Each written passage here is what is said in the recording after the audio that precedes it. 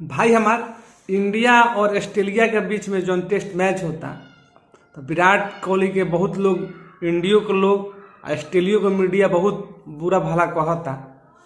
बाकी एगो और बात हम कहे के चाहता नहीं कि एगो उनको लोग के दौर रहे ऑस्ट्रेलिया लोग के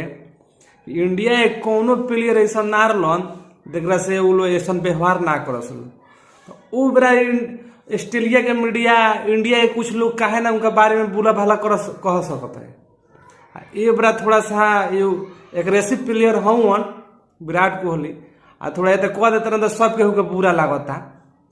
और कहे के चाहता नहीं कि हर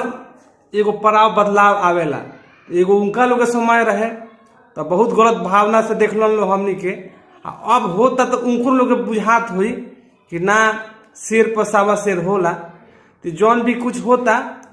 ठीक ठाक होता और हमनी के अपने प्लेयर को हमेशा सपोर्ट में रहे।